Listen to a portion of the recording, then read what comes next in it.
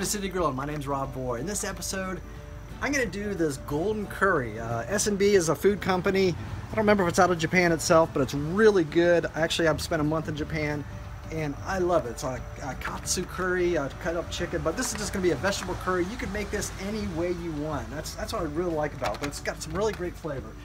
So the first thing, I have my wok out here. I have a little sesame oil, and I'm going to put a little hot oil in here because I like to kick it up a bit. And this seasoning does come extra hot. You can get it like that, which is fine, but I'm just going to go like that and put some fresh minced garlic in here. Get the flavors really smelling good for me out here. Just like that. Get that garlic seasoned up in this wok. And we're going to do some interesting stuff with this curry. You know, there's lots of videos out there. You can put meat in this if you want to, but I'm not going to do that. I just like vegetables with mine. You can do all kinds of different vegetables. That's the best part.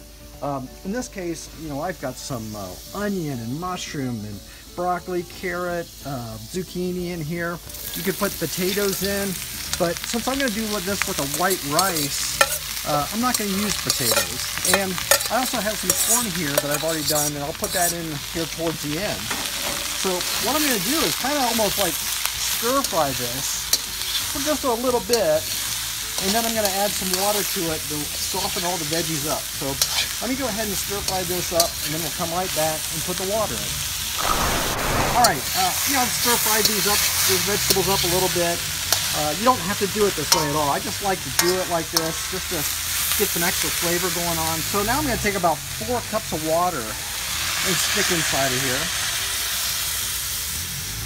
And I'll let this just kind of steam, and I want to almost bring it to a boil for a little bit to soften up all these vegetables. And if I need to, I have a lid, and I can shut this down a little bit just like that to help keep the heat in.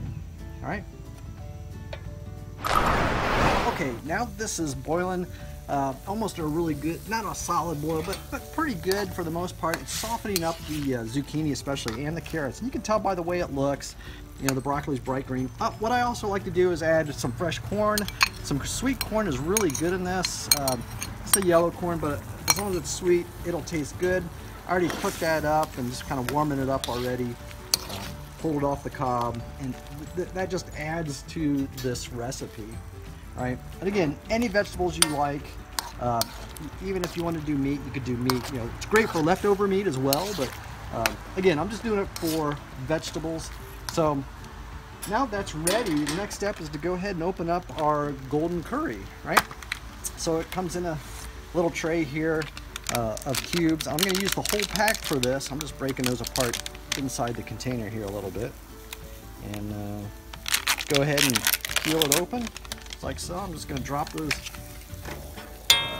seasonings in here and let those dissolve. I can turn down the heat a little bit out here, which is fine, and let this dissolve, and it's going to make this nice gravy.